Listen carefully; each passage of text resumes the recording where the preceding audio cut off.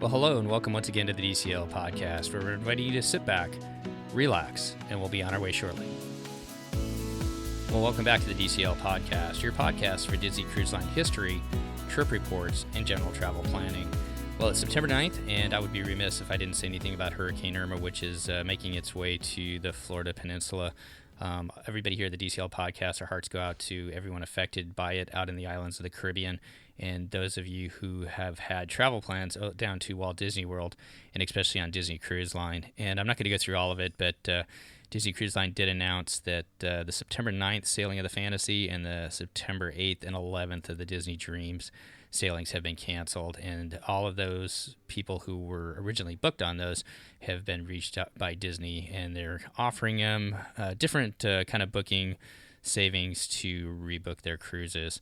So once again, our thoughts and prayers are with everybody out there who may be facing Hurricane Irma as it makes its way towards Florida.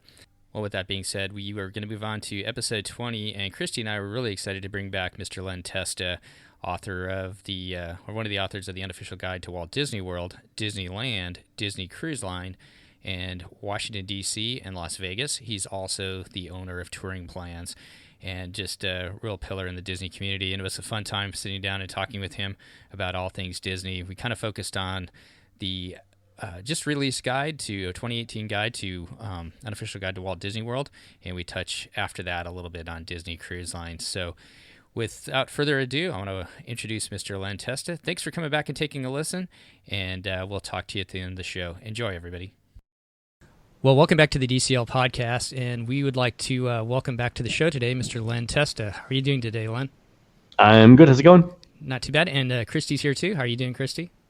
Hi there, I'm great. For those of you who have not heard of Len Testa, which is like probably the 1% out there, he is the author, one of the authors of the Unofficial Guide to Walt Disney World, Disney Cruise Line, Disneyland, and Vegas, I believe, and Washington, D.C. Are there any I'm missing? That's it for now, yeah. That's it for now, okay.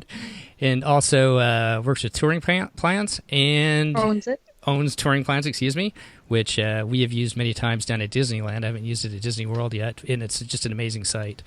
So, but today I think we are going to talk kind of all over the board, but I thought we'd start it off with the new 2018 Unofficial Guide to Walt Disney World. That just came out, a couple weeks ago? A couple weeks ago, yeah. Yeah. So, I just finished the first update to it, too. Okay, I still want there to be a feature where you could buy the book and then for some sort of additional price, but not the full price, get the Kindle version so that you can get the updates. Because we've talked about this. Yeah. I need that to exist.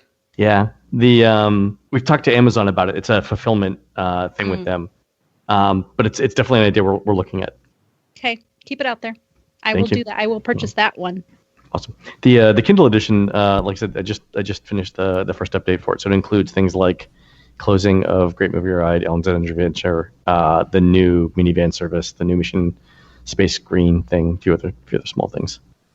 And people should know that don't know that when they make the purchase on Amazon, right, they get those updates automatically. Yeah, if you buy the Kindle edition, the update should be pushed out once a month. For whatever reason, I like your book in paper form still. Yeah, there's something to be said for carrying around 800 pages. Well, I don't take it with me to the park, but I do like to carry it around my house and read it. Yeah, fair enough. Yeah, I like the paper book too. Every time the new one comes out, first thing I do is sit down and read all the funny parts. Yeah. So what changes, I guess, what would you say is different about the 2018 version versus all of the others? A couple of things we worked on this year. Obviously, the changes to the Animal Kingdom in terms of traffic patterns and touring plans around Pandora, plus our review of Pandora. We also used our statistical modeling techniques to figure out what the impacts to the studios will be once Toy Story Land opens next year. So looking ahead to that, trying to figure out what's going on there. But I would say the big things that we did is in the areas of restaurant and hotel reviews, also attraction reviews. We found some fairly interesting things. I don't know if we've talked about this before, but in terms of dining reviews, we actually got more dining reviews last year for Walt Disney World than Yelp or TripAdvisor have all time combined. Oh my God. So we had like 122,000 dining reviews last year, and they show some interesting trends. It shows you how well some of the new Disney Springs restaurants did. So like Blaze Pizza did really well. Homecoming did really, really well. So a lot of what we did in the dining section was to highlight how popular these new places were and how it's sort of shifted people's expectations in Walt Disney World for good food. So places like Portobello and Wolfgang Puck and Bongos, we and even Planet Hollywood, we had said years ago that they were doing so poorly that they were doomed. They would either be closed or reimagined or whatever. The interesting thing is we're saying that about STK now. STK is actually, who wants to go to a rock or a nightclub while I know somebody does, but while they eat their $50 steak? I don't. Yeah, it's and we say that in the book, but we also note that no restaurant has ever survived with a rating that low as STK. So wow. So stuff like that. So we did, we took 122,000 surveys. We put out some trends. Jiko is still the highest rated restaurant in Walt Disney World 2 years in a row. So that's something, saying something there. Like I think 3 or 4 of the top 10 were on the monorail loop. So California Grill, I think Ohana was another one. So if you're interested in sort of upscale cuisine and you can afford it, stay on a monorail resort. So that was dining. We also added for the first time ever comprehensive reviews of all of the Disney Springs counter service restaurants, and that was fun. So I got to go to Amorette's and eat food for money. Yeah, whenever you think you're having a good day, just remember what I had to do once. Yeah. I've got just a general question when you're talking about reviews like this and using your statistical models. How much of when you put a review out like there, and I'm sure it's probably different from maybe section to section, but how much of it is statistical versus what you think? Does that make sense? So we do both, actually. Okay. Yes, this is what makes us different from Yelp or TripAdvisor or any sort of user-generated content thing. Along with the numbers, 85% of our readers like this place. We actually have a professional reviewer to give their opinion on that. And we try and use as few reviewers as possible so that you have a consistent tone across all the properties. So I know who our reviewers have been for like the last three or four reviewers, actually. Are you taking applications for that? It's an interesting job. But the important thing is this. The two big questions that people ask in restaurants is, should I go to restaurant X or restaurant Y?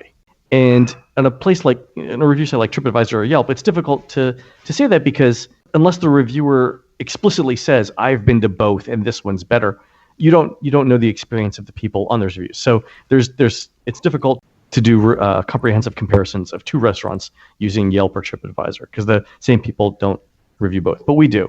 The other thing that we do, and this is it's an explicit instruction that we have when we do dining reviews. When you're looking at the menu items, you guys have probably heard about this, but we tend to order one of everything on the menu to see how they compare. And the reason for that is if you're looking at the menu and you can't decide between the chicken and the fish, we will tell you the fish is better than the chicken. And that's I also, love that.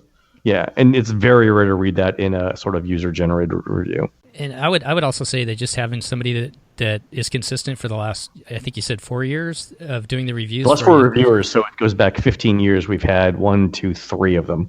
Yeah. Wow. I know who they are. And that's not to say I agree with them all the time. I mean, there have been times where I completely disagree with a review, or when our readers will completely disagree with a review, and we'll write that in there and we'll say this. In fact, STK is actually a classic example of the review process. So readers rate it very, very poorly. Our dining reviewer thought it was decent, right? Not half bad, I think is the phrase. So what we said in it, we tried to explain that our reviewer is looking only at the food, or mostly at the food and the ambiance, whereas the people who were reviewing it, the readers, were probably looking at it in terms of, is this good for my family? So then we put the whole thing into context by saying, here's probably what's wrong with bringing your family here. It's the club music at 2:00 in the afternoon or at 8:00 at night, that's blaring at you and people around you chanting for you to drink shots. Probably not. And that's it, right? So if you want a great steak and you want to dress up, it's probably not half bad if you're willing to do these other things. But if you're going with your family, that's it. So that's where we've got the professional review, we've got the numbers from the readers, and then we add context around it to tie it all together. And I think that's the thing we do really, really well with the dining room reviews. Yeah, I used to live in Philadelphia, and there was a movie reviewer back there that I agreed with completely. And then there's other people would come out about the same movie, and they'd have a completely different angle to it. I knew that I could always go to the Philadelphia Inquirer back in the day, and I pretty much agree with whatever that person saw with the movies coming out. So I think there's like a value with the consistency that you guys have built into the product.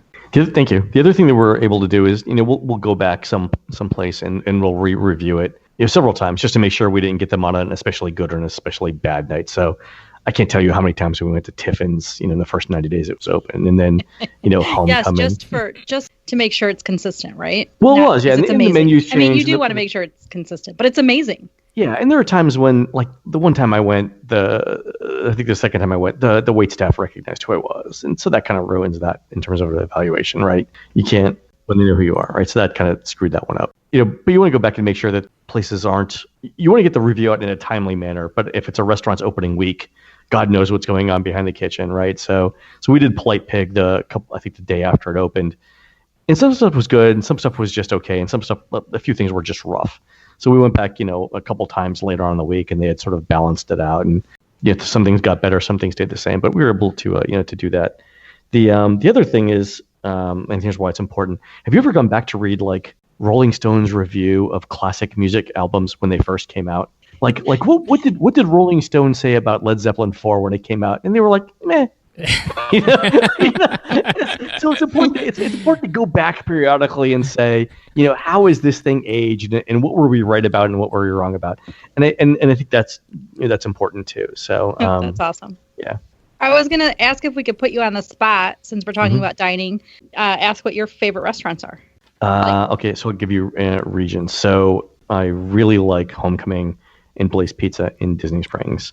In the sort of the Magic Kingdom area, I really like Artist Point and actually Territory Lounge because you can order from the menu there. I think in fact, the whole Wilderness Lodge. Have you guys been there recently? I was going to ask you about that actually. Eventually, Steve goes every week for the month of July, I think. It's beautiful. They've completely redone everything. We stayed at a cabin. We'll talk about that later. But I mean, the whole area is just very, very pretty. I like the Geyser Pointy Bar because didn't they put an E, that extraneous E at the end of point? They did. Like Geyser Pointy Bar. Yes. I think it's silent, but I think it's like French. Victoria and Albert. Yeah. You guys have heard my Victoria and Albert story, right? The one that I did in January. That was hysterical. Yes. That's good. I was at La Cava yesterday for their 8th anniversary. I love La Cava. Jico, very highly rated. I still like that. Yeah, I mean, there are a number of good places. Pretty much anything in the top 10 in our ratings, I think, is a solid restaurant. Though I think my one controversial opinion is I don't like California Grill at all. It's just not my thing at all. I don't like the noise. I think the food's overpriced. I found it to be a little too overrated the last time I was there, and I can't bring myself to kind of go back. Like the view is phenomenal, but you make friends with people that own it, DVC, Steve. Then we can get into the Top of the World Lounge, and I don't have to go back to California Grill. It's hard, and I feel bad, and it's such a great location, but it hasn't been on my list for a while.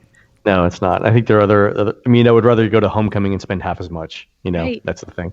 And plus, I mean, you can Uber to Disney Springs back and forth, or you can minivan to it. I think it's much better. My other controversial opinion is that after 5:30 p.m., you should not bring your children to a bar. Yes, and I have one. And yes, please, your kid doesn't always have to go everywhere, or to Signature Dining after like 8:30 or 8 o'clock. I get Signature Dining. Yeah, and that's the reason why they're not at Victoria and Alberts, and I understand that. But I understand that you may need to go to a bar, you may need to drink. I'm no problem there, absolutely no problem. Past 5:30 or 6 o'clock, your kid should not be taking up a spot at a bar for someone who actually wants a drink. It's just not. It's not appropriate, right? It's not the best use of the space. It's just not. It's not. I don't know. That's my thing. We were at the Grand Floridian. We were walking around the Grand Floridian. We were dressed up for dinner somewhere, trying to get a drink. So first we went to Misner's, and all the seats were taken. Literally half of them were with kids. 5:30 or 6 o'clock. 6 o'clock we went to Narcoossee's, tried to get a seat at the bar. Again, no, sorry, not there. Yeah. Citrica's. Again, taken up by kids. Went down to Narcoossee's, again with kids. Then we left. Did think like I can't. I'll go buy something at the ABC store and drink at home. It'll be fun. Well, on DCL, right, after 8 p.m., adults Right. only. I think that's a reasonable rule. Yeah, and I get Walt Disney World's for kids. Yeah. All of that. I understand all of it. There should be limits. And it doesn't have to be at every bar in every resort, but give me one. The Grand Floridian, give me one bar that's, no kids after 5, right? Doesn't have to be all of them. Just give me one. Let's see what else is new in the book. So we did the same thing with hotels. I also did the same thing with attractions. And the interesting thing that we did with attractions is this: we've been working with Elon University on they do this class every year called The Science of Happiness at Disney. It's a psychology class. The students go in and they examine different aspects of what makes you happy when you're at Walt Disney World. Is it the architecture? Is it the theming? Is it the characters? Is it the rides? And 2 spring semesters ago, one of the students did an interesting paper on whether there were gender differences in the satisfaction of meeting characters. Like, do boys enjoy meeting princesses as much as girls enjoy meeting princesses? And it turns out that, yeah, pretty much kids love meeting characters no matter the gender of either side, right? Girls meeting boy characters, boys meeting girl characters, whatever. Kids like meeting characters. So I went to Elon to speak about this, or to hear what they were doing and to tell them how we did our own surveys. And once we got their information, we went back and looked at our own surveys, and we found out that by far the most popular things for kids in Walt Disney World are fireworks, parades, and meeting characters. Like literally every variation of parades and fireworks was higher rated than any possible attraction. I think Splash Mountain was like number 20 in the list, and it was behind things like Hallowishes and, again, every variation of the parade that you could think of. Yeah. How old are the kids? Like, what are we preschool qualifying and as grade kids? school, so up to age 12. Even if you count teens, I mean, there's a couple of rides that I think pop up. Toy Story Mania, I think, gets in there once you include teens. But still, I mean, 15 of the top 20 are still character greetings. So we added more fireworks, parades, and character greetings to all of the touring plans. The other interesting thing that we added was the Muppets Present thing at Liberty Square. So it turns out for all guests, it was about as popular as the Jungle Cruise or Haunted Mansion. So we included it in all of our touring plans now. So that was also something new that we got. We got, I think, last year more than 500,000 attraction surveys. So we sort of keep updating those things as we do the analysis. How do you solicit the surveys? Do you send them out randomly to people, or do people come to your website and give them to you? How does that work? A couple of ways. One is if you use the website, if you use touringplans.com and you tell us when your trip is, we'll send you a survey automatically right after. And that's The longest survey that ever was. I would prefer the term comprehensive, Christy. Thank you. Oh, I'm sorry. Comprehensive. And then also we put the URL in the book too. So between those two, there's probably 250,000, maybe 300,000 families, excluding the overlaps that we can solicit in a given year.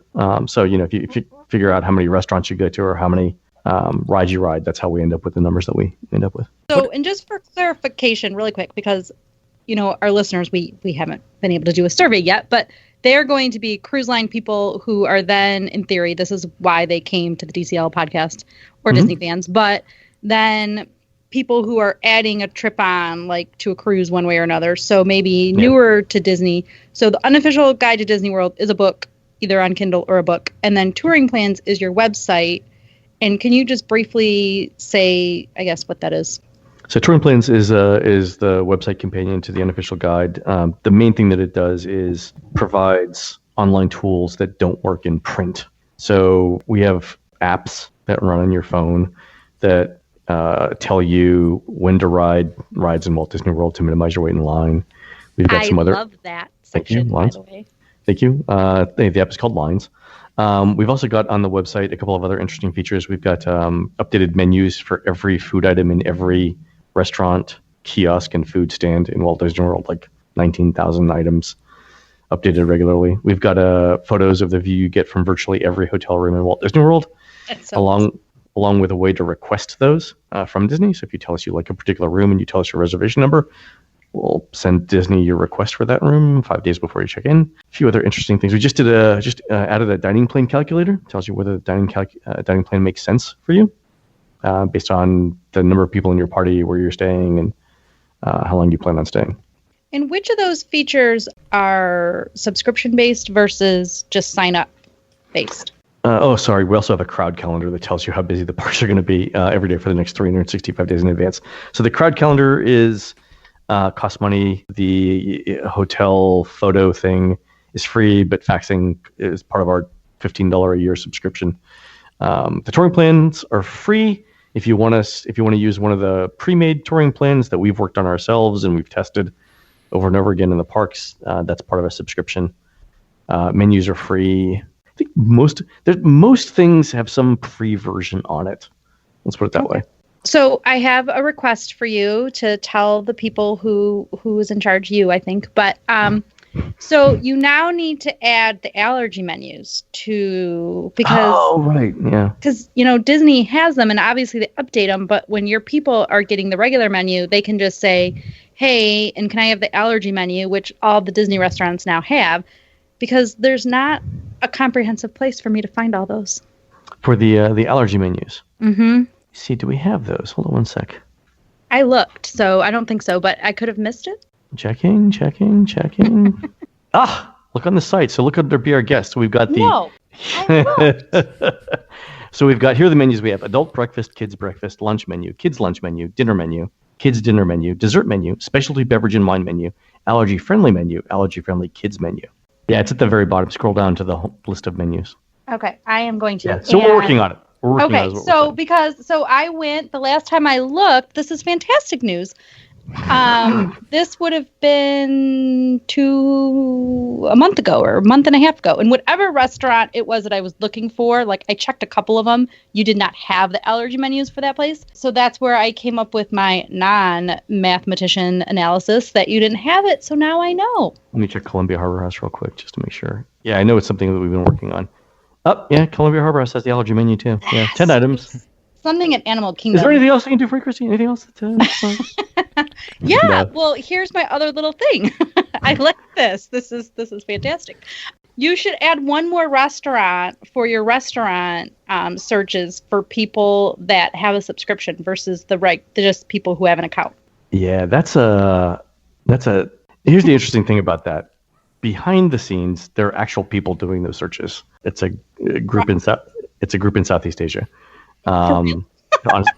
Yeah, really. 3 shifts a day, 24-hour day coverage. Wow.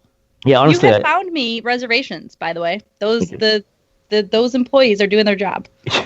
I legitimately think no one ever thought that it was possible to do that, but we do like consolidation of the searches.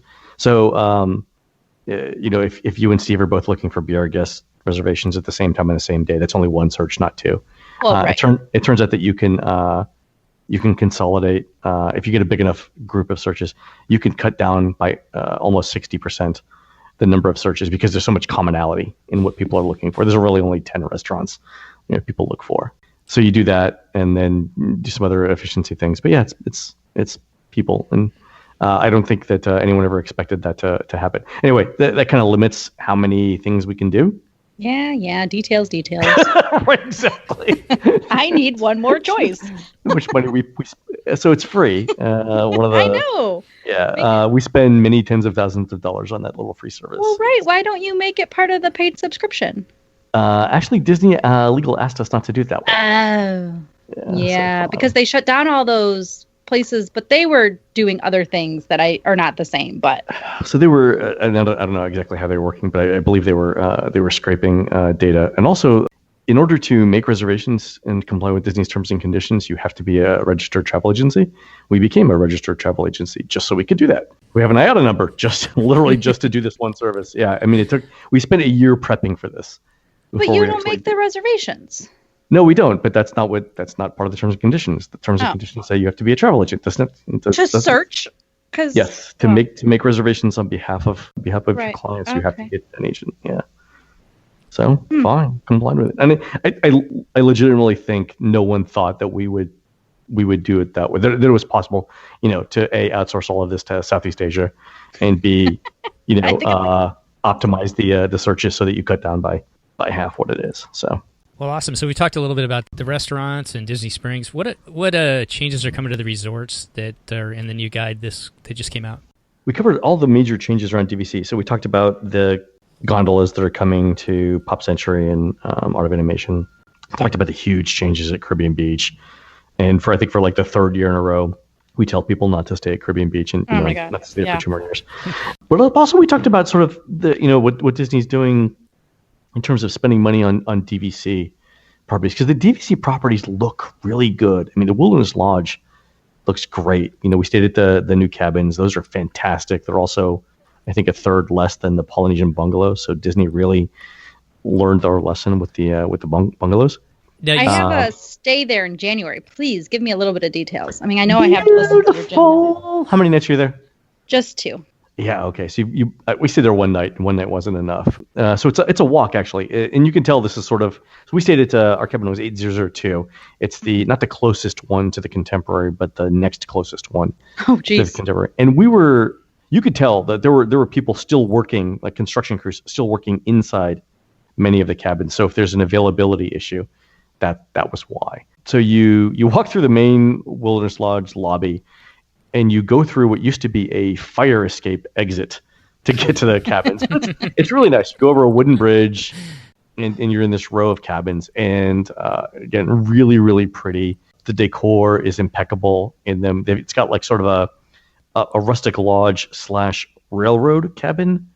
Yeah, if this cabin was somewhere else, I would go and rent that for a week and stay somewhere in whatever city they sold that cute cabin. It is... the theming is beautiful. The thing that amazed me, the thing that I liked more than anything else, is the back of the cabin is almost entirely floor-to-ceiling windows. Like, if you like glass houses, this is the place to stay. So we had a fantastic view of the Seven Seas Lagoon and the little waterway into Bay Lake. You could see the Contemporary. You could hear the electric whir of the monorail as it went past. It was, and the boats would go by, and that was fun. Yeah, it was fantastic. We got ceiling fans outside, a fully enclosed screen porch in the back, which I loved, because even though it was a little bit warm, it wasn't very buggy. Right. Outside, and they've got ceiling fans, so you could stay underneath the ceiling fan, or take a quick dip in the pool, and then stay out on the covered porch and enjoy the Florida heat without killing yourself, because again, it was shaded and it was a fan. I really liked them a lot. Beds were super comfortable. Showers were fantastic. We ordered room service from Artist Point. It was great. And it's got a dual fireplace, too, for the winter, right? For when you're sitting outside versus... for the 20 minutes that's going to be cold in Florida in February. Right. Yeah. Also, my trip is late January, so I might need to use it. You have a shot. I'm hoping. I'm rooting for you, Christy. Also, LED lighting on the fireplaces that you can set to mood lighting. Oh. It was really nice. Really liked it a lot. Again, fit and finish is impeccable on it. I like the theming. Fantastic use of windows. Really, really well laid out. I like them better than the bungalows. I think these were, had they done these first, and at that price point for the bungalows, I would have been more enthused about the whole thing. But and then we walked around the rest of the new DVC stuff at in the main building, and that looked good too. So basically what they did is they took 3 old rooms, became a 2-bedroom. Oh. Does that make sense? So 2 rooms became a 1-bedroom, and so on. I forget what happened with studios, but yeah, you can basically go down the hallway and say, like, used to be a door, is a door, and right. And I like the color and the way that they are set up better than Boulder Ridge or whatever the other villas are now called. Yeah, Boulder Ridge has a sort of like a more homespun feel to it, like Little House on the Prairie decor.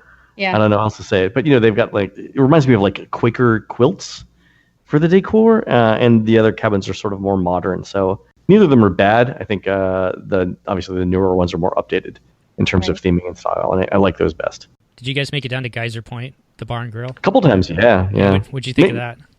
I like it a lot. It's in the summer it gets warm very, very fast, but if you're there in the morning for breakfast or in the evening for drinks, I think it works out well. They've got ceiling fans and stuff like that. The thing that I really love about it is as you're walking up to it, the way that they've oriented the building, and especially the timber framing of the supports, it's basically a wooden frame around a postcard view of Bay Lake. It looks really, really good when you walk up to it. I mean, just fantastic views. Really, really nice. I can't wait to go back in the fall when it's cooler at night to be able to see those views and not have to worry about sweating through my clothes, and maybe even see the the fire pit open. I think it'll be fantastic. Definitely. And the food was pretty good too, the stuff that I've had there so far. Oh yeah. I've had the smoked salmon bialy a couple of times, whatever their eggs Benedict thing is. I think I've had the hamburger once. Yeah, it was all decent food, good service, you know. I don't even know how to phrase this question, but there was a lot of availability on the cabins, and a lot of just discussion. I mean, I think there were even some when I was looking, nothing available, and then tons of days available. But how do you think it's going to shake out, that and the bungalows, just the pricing? Because the bungalows don't appear to be selling out. No, I haven't seen, I heard the bungalow occupancy rate was in the mid 40s. Yeah, I mean, that can't be good, but they're so expensive. Yeah, so that's the thing. I mean, at $3,000 a night, I mean, you can afford to be half full, right? Except that you had to pay to build it, so. Well, yeah, but I think they've already made that back, right? the grand a night's $1 million a year, you know, in terms of revenue. So it probably didn't cost them it may have cost them $500,000 to build one of them, maybe. But still, we're 2 years in. They've paid for this.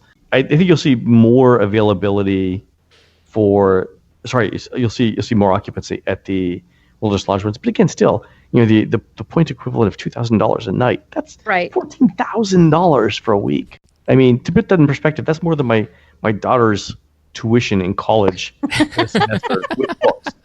I mean, come on. I like them. I stayed there one night because we had the points and needed to spend them. I can't imagine a scenario in which I would pay for a week there. So we were talking about hotel rooms and occupancy, and so I guess I was wondering what you guys are doing this fall for touring plans, because Disney World's like sold out. You cannot get a hotel room in October, November. So is that screwing up your models? So, are you taking it into account at all? I guess I should say that too. A couple of things. Number one, Disney's normally at 90% occupancy. So, you know, if it's 27,000 hotel rooms, all but 3,000 are sold on an average day. Adding an extra 3,000, 12,000 people or so divided among 4 parks. Not really a big deal. But here's the interesting thing we heard. We did All-Star Music this week. And Laurel's Magic Band didn't work. So we go to the front desk and we say, Laurel's Magic Band doesn't work. Here was the problem, according to the cast member that checked us in. Laurel, although Laurel had made a reservation at All-Star Music, a separate reservation had been made automatically by Disney's reservation system at Saratoga Springs. And so what the cast member told us was, this is why not only why your hotel room, your Magic Band didn't work on your hotel room door, but also why it's showing that the resort is sold out. Resorts are sold out, months into the future. And that was just this past week? We checked in on Monday. So Monday is when I heard it. It's so interesting. And yeah, so we couldn't figure it out either. But what this cast member said was, it's happening all over property, all to lots of resorts. And whenever you're making one reservation, it shows one reservation on an MDE, but in the system, it's 2 reservations at 2 wildly different hotels. And that's what's causing the problem with the occupancy. They really need to hire your IT people, because their IT people is horrible. are horrible. But wasn't that an interesting problem? And I can definitely see how it happens, because they recently did a fairly large update to Lilo. There's a big release back in June, July. So apparently this was a side effect of that. Well, and so some agents were actually getting some of the story as well, but we all thought it was for later in the fall, or some of random times, but it appears to be a real issue. Yep. No one was sure if it was real or not. That's apparently what it is. And then, do you have any thoughts? He actually showed me the screen on Lilo where it happened too, so I kind of believe it. And I was kind of like looking for any other interesting tidbits on it. Nice. I didn't see anything, yeah.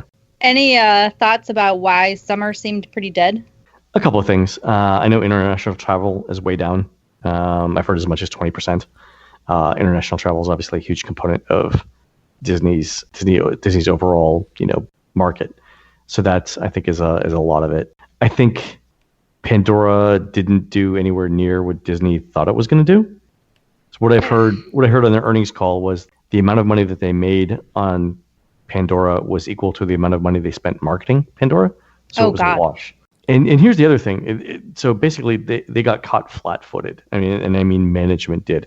So if you think about the last time they opened up something big was 2014 with Seven Dwarfs Mine Train, right? 2015, 2016 were basically Disney Springs and some minor updates to, Maelstrom and Soarin' and a couple other rides, right? But they were really counting on Pandora to be the linchpin in attendance between now and the end of 2019 or 2020 when Star Wars Land opens. They've got nothing. Nothing's going to open. Nothing big is going to open next year. And they get the minor things at Toy Story Land. But from basically the middle of 2014 to the end of 2019, so 5 years, they've got a couple of minor attraction updates and Pandora, and that was it. And when Pandora didn't work, I mean, it's definitely not driving attendance to the Animal Kingdom. People are just saying at this point, well, I'll just wait until 2019 or 2020, and I'll go see the new Star Wars stuff. And that's entirely a management problem. They failed to understand that theme park guests expect a new ride every year. That's how you get them in. Completely management's fault. I'm shaking my head, but you probably can't see it. Yeah, and it's like the people who are running Disney have never run a theme park before. I mean, how do you not know this? And the other thing I think is, it's super expensive. I mean, so expensive. Yeah. That was going to be my question. Do you think the price point's driving part of this? I mean, theoretically, it's been thrown out there that by increasing the prices, maybe it's going to drive down the crowds a little bit. Do you really think that's having any effect at all? It does a little bit. So crowds are, plus or minus a couple percent every year, depending on, economic conditions. And that's what Disney wants, right? Disney cares about revenue, not the number of people. So if they charge a lot more money and have slightly fewer people, they still make more money. They're facing a couple of problems besides a lack of new attractions. One of them is airfare to other places this year was really, really cheap. Right. So you could get to France for under $400, and Disney targets the top 15 or 20% of American households by earnings. So people who make $115,000 a year, or households that make $115,000 a year or more. When you're talking about a Disney vacation that costs anywhere from $4,000 to $15,000. A family with that kind of money will look at Europe or Asia as an alternative to a Disney World vacation. And if they've been to Disney in the past 5 years and there's nothing really new compelling them to go, other places start to look, much more attractive to them. That is a good point. Cruises or they'll want something more high end. They'll want their experience to be more high end and not necessarily putting bottles of shampoo on the wall. That's an interesting point. I don't know what the Four Seasons has done to their market. I kind of hope that Four Seasons would drag up Disney's deluxe service game. They don't seem to be, though. I think that, and the problem is, I think it's the Four Seasons isn't close enough to a park. In their bus service, is horrible. You're still paying for proximity. So staying at you mentioned the shampoo bottles on the wall. Staying at All Star Music, I learned a couple of things. So they've actually got rid of. In the food courts, they got rid of people actually handing you the food most of the time now. You go to the register and order and then pick it all up at the pizza window. And when you couple that with the online check-in that you can do, you can literally not talk to a single person other than the people who take your money all day. That could be both good and bad. I guess it might kind of look amazing. bad. Yeah, it's kind of amazing. But actually running around to a bunch of different windows, if you do have a child, is a pain in the butt. That's it. So there are pros and cons to it. Early in the morning before I've had my coffee, the number of people that I want to interact with on a personal basis is very low. I don't want to talk to them. All right, just give me a coffee. That's good. And if you stayed at a different resort, you could actually make a cup before you left the room. Exactly. Now, they were only doing this in music, though. I didn't see it happening at movies. So I don't know if it's a test or but movies is sort of like the first among equals of the all-star resorts, and then it gets pop and then animation. So maybe they're just trying it at the low end of the all-star resorts. Is there anything else we're missing from the guides that you guys have added in for this year that people would want to know about? So we did some interesting things for the DCL book, if you want to talk about that, since this is a cruise podcast. Yeah, definitely. We did a little bit of digging around to see what Disney might be doing for its next 3 ships. So we all know that they're going to be running on liquid natural gas, that Port Canaveral is building a refilling station for that, which means the new ships will pretty much be Caribbean-based. That's where the ports are. Yeah, go ahead. To be honest, I hadn't heard that until you talked about that on a different show. And with liquid natural gas, does that really pull back their range as far as being able to go cross over to Europe? Or how does that work, I guess? It does, actually. So the energy density of liquid natural gas isn't the same as diesel fuel, so you don't go as far in a gallon. Right. And that's why I think it's going to stay in the Caribbean. Also, the infrastructure for refilling ships with LNG isn't the same as for diesel, which is much more widely available. So again, that's going to limit the range. Now, as other cruise lines like Royal start to move to that, or they're already moving to it, you'll see more of those popping up in the major destinations like Alaska, West Coast and stuff like that. But for now, I think it looks like Disney will use the 3 new ships somewhere around the Caribbean. So it's kind of like the electric car kind of infrastructure right exactly. now. Exactly. Yeah. But on water. Yeah. Okay. Yeah. Good analogy. What other rumors are you hearing? The other thing that we heard, and this is it's one of the ideas that's being explored. I don't know how real it is, but some of the ships may have this thing called a tender garage, which is, imagine the back of the ship opening up like an actual car garage, but instead of cars going at the back, it's things like small watercraft, jet skis, and whatnot. And that's a couple of interesting potential ideas there. One is you can do shore adventures even in the middle of the ocean, like if it's calm enough. You could float into somewhere like an atoll or into an island chain and just have a sea day where you rent out jet skis and whatnot. To people to run around with. Also, it would enable you to tender at much smaller islands where you could just run small ships back and forth. I thought that was kind of a really interesting point where you're talking about. There's a lot of ports that these bigger ships are going to be having a hard time to get into. Yeah, no one's going to Venice anymore, right? Right. You're basically having to tender to Venice now. Yeah. But you could do the same thing in the Caribbean as well, which is super interesting. The other thing about that is that if you look at what sea level rise is going to do over the next 100 years, a lot of the islands in the Caribbean will simply be underwater. So the number of places that you could potentially go to starts to get limited in as far as 50 years. If you consider what Disney's done with Castaway Cay, where they signed a 99-year lease back at the turn of the millennium, they're basically on the hook until 2097. For Castaway Cay. But if you look at the sea level rise forecasts, the median rise is 1 meter, so a little over 3 feet. But the upper end of the projection is 2 meters, so a little more than 6 feet. But Castaway Cay is only 6 feet above sea level to begin with.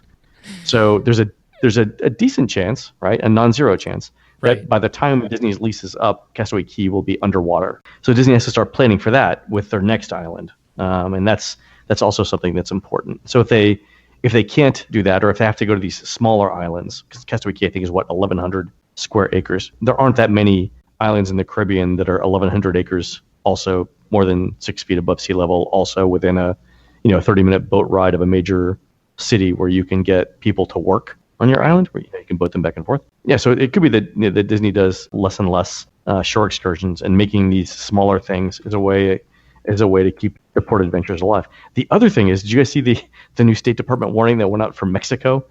Yes. Last week. Yeah. So basically, the State Department was like, look, you're probably fine in the tourist areas, but do know that occasionally violence erupts and people get killed, right? And it was for basically every port city that Disney goes to in Mexico. And that goes along with the State Department warnings about sexual assault in Nassau.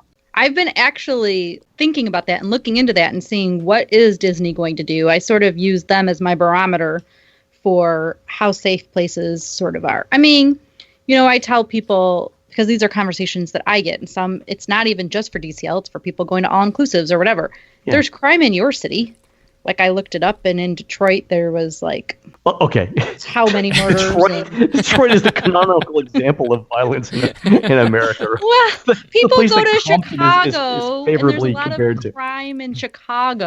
Okay, that's fair. Fair enough. There's a lot of crime in Chicago, but the last time I checked, the murder rate in Nassau was comparable to Syria and Iraq. I mean, let's not get. Yeah, there are two different metrics here, right? So, and I think Mexico has them granted not where the tourists go, but there are parts of Mexico that are literally some of the most violent places on earth. Yeah, I don't know why they go to to Mexico. It could be why some of the Western Caribbean fares are so much less expensive than Eastern Caribbean. But where else are you going to go? Right, and that's why they go there. And, I mean, Mexico has great excursions and great water and great, snorkeling and scuba diving and ruins and, just a little crime. So my question is, but why? I mean, why didn't they go to Cuba? Why not Curacao? Why not? Well, Curacao is too far is part of the problem for that. I mean, that is the reason. Cruise lines go there, not necessarily Disney, unless they're doing a southern, and I don't even know if they go there, but other cruise lines go there, but it's very far.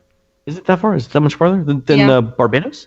Well, that's the southern. But you notice, right, the cruise lines don't go there regularly either. Yeah, that's true. So I went on a Carnival cruise earlier this year. We went to Aruba and Curacao. I'm sorry? Did you lose a bet? No. Wow. I'm not a fan. They have really good desserts, I will say. No, it was a good cruise. Yeah. We went on the new ship, the Vista. We actually discussed it and compared it to Disney, and maybe even discussed it with Royal on occasion. I don't know that we did that on this show, but no, it was good. It is not at the same level as Disney, but it's way cheaper, and so yeah. So there's that. No, it was a good cruise though, but it was an 8-night cruise, and that's because that's how many nights it takes to get that far. Oh, really? Mm-hmm. 8. And where did you leave out of? Miami. 8 out of Miami. So which way did you go? East or west around Cuba? Around it, we stopped at Grand Turk. So you went east. Yeah, you went okay. east. Like, does that help? Yeah, that makes sense. Yeah, you would go east because you're going east anyway. Yeah. Like, I don't have my map in front of me at the moment, but. So okay, that explains it then. All right, so and look, it takes 2 days to get to St. Thomas. I mean, then that's not that far. Well, I guess it takes 2 days to get to St. Thomas from Port Canaveral, and so that's the reason for that, because Port Canaveral is so much further.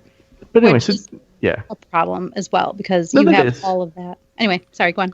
Yeah, I guess that's right. So if it takes 2, you could go to a third day. Yeah, I guess Barbados would be the absolute farthest you could go on a 7-day itinerary, right? And most of you're right. Cruises that would go to somewhere like Barbados would leave from San Juan, so they're already that much further. Well, yeah, Puerto Rico to San Juan to Barbados is a day. I'm telling you, they should leave out of Miami, stop off in Havana, and then just go Puerto Rico, pop off in the Turks and Caicos, and then head back to Miami. I think that's fine. Well, they would have to come up with some new arrangements, because so far it's still not quite normal to stop in Cuba, but one day we'll get there. Perhaps. One day. Well, I am doing the new next year. Doing the new DCL cruise to Quebec City. That looks super fun. Through, I guess, up in Canada. Yeah, up in Canada. Yeah, so New York to New York through Canada. Yeah, you end up in Quebec, and I booked a night at the Hotel Frontenac, the hotel that's in Epcot. It kind of looks like a castle, sort of. Yeah. Super excited about that. Those are one-way cruises, right? Where it goes up to Quebec and then reboards and comes back to New York. I think it is, yeah. Yeah, that would be an amazing cruise during the fall time of year to see the colors up there. That's where we're going, so I'm excited. I think it's a September one, so probably still be warm in the U.S., but up in Canada it'll be, of course, snowing with, I think it's penguin season in September. And they'll be halfway through hockey season by the time you get up there. Yeah, exactly. I think it starts next week and it runs through next year. Bring your layers. Yes. Well, I've done Alaska, so I'm familiar with that. So that's. Hey, so we don't normally talk about pricing, but you talked with Matt Hochberg on the Royal Caribbean blog podcast, and you guys were talking about Alaska, and it is amazing to me how much that has just exploded. The prices going up there. Oh yeah, the pricing on most Disney cruises, the Caribbean cruises, went up about 10% year over year. But the Alaska cruises were the ones for us that when we did we were doing the comparison, those prices were astounding in terms of their price increases. Let me see if I can grab the charts here. Yeah, we went on one in 2015, and it's tripled in price in 3 years. Wow. Yeah, so last year the average Alaska price was $10,000 to $11,000 for a family of 4. Right. Category 4A, so nice cabin. This year they started at around $14,000 and went up to $15,800. Yeah, so what a 50% increase in fares in a year. And I think that's what you're seeing a lot with this. So you look at Disney's passenger numbers, you can get these online from Port Canaveral. Their passenger numbers are basically the same year over year. The way that DCL is making more money every year is by increasing the price of the cabins. And apparently for certain cruises they can do it. I mean, their occupancy rate's like 90% on these things. But the interesting thing about this is Disney's pretty much stopped doing widespread last minute sales. So last year you could get discounts on certain cruises if you waited till within the cancellation window. Once the cancellation window passed, Disney would start selling off these cabins to get just make sure that they were filled, right? So the people who canceled at the last minute, and Disney wanted to replace them, and they would sometimes offer very good discounts in order to do that. Now, basically what Disney's saying is the price is going to go up the closer you get to the cruise date. So whatever you're thinking about for a cruise, book now. And that's true for like Alaska. When the cruises came out, again, $14,400, $500, they ended up $2,000 more than that. The thing that's helping Disney right now is they've got a great reputation on the cruise line and limited capacity.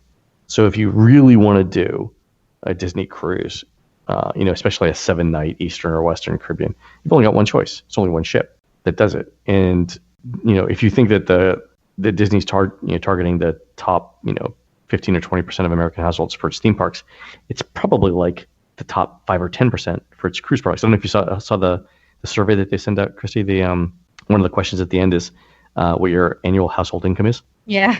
and so Laurel tweeted this out, but they added a new category now for people who make $500,000 a year or more. Wow. On the survey, which tells you who they're targeting, right? Yeah. So for those people, those are the kind of people who cruise on the fancy. Can you imagine what a concierge room on a Eastern or Western costs for a week? It's got to be $20,000-$30,000. Yeah, that's insane. Yeah, and it's not like that's the Roy or the Walt suite. That's like here's a category. I'm looking at category V, which is family stateroom, first level concierge stateroom. If you wanted to go next year on the Dream and you wanted to go at the least expensive possible time, you could go in April, May, June, or July on the Dream for 3 nights for 2 people for $3,400, $3,430 right now. So what is that? So that's 6 person nights. It's right at $550 per person per night. That's expensive. But yet Europe is somewhat in line because we're going next week on Norwegian on a 9-day Baltic cruise, and just kind of tracking the prices with Disney this year. They're pretty much somewhat in line. I mean, Disney's still a little bit higher, but it's not. You don't see the disparity that you do in the Caribbean. No, it's if there's one place where Disney's sort of competitive on price, it's going to be there. It's going to be in the Mediterranean. Yeah, I don't know about the northern, but on the definitely on the Med, Southern Europe stuff, it'll be. It's a lot harder to fill those ships. It is. Because you have to get there, for one thing, right? Mm-hmm. Anything else on the you see on the horizon with DCL that you guys cover in the book? Those are the big things that we I think that we see right now. Thank you for coming on. You're very welcome, guys. Thanks for the opportunity to talk. Before we say goodbye, what are some of the best ways to get a hold of you, Len, on through the social media and the internet and whatnot? So I'm Len at touringplans.com. I'm also at Len Testa on Twitter. Obviously, Touring Plans is at Touring Plans on Twitter as well. Just Google Len Testa. You'll find me. Well, thanks again for coming on today, Len. We really appreciate it. Thanks for having me, Steve. Safe travels wherever you guys are headed to next. I appreciate it. All right. We'll talk to you soon. Bye. Bye. Well, that is going to wrap up our show today. I hope you enjoyed our discussion with Len on all things Disney, covering the unofficial guide and especially our discussion with them on Disney Cruise Line. And as always, we want to thank you for coming back and taking a listen. We do appreciate you coming back every time. If you want to reach out to us between now and then, you can reach us on Twitter at the DCL Podcast, and we are also on Facebook at the DCL Podcast as well. And if you're looking for help planning your next vacation, definitely give a shout out to Christy, and you can reach her at packyourpixiedust.com, and that's all spelled out, packyourpixiedust.com. And she would be more than willing to help you out on wherever your next travels may take you. And for those of you heading out soon on your next vacation, all of us here at the DCL Podcast want to wish you safe travels and fair winds wherever your next adventure may take you. Once again, thanks for coming back and taking a listen, and we'll see you next time on the DCL Podcast.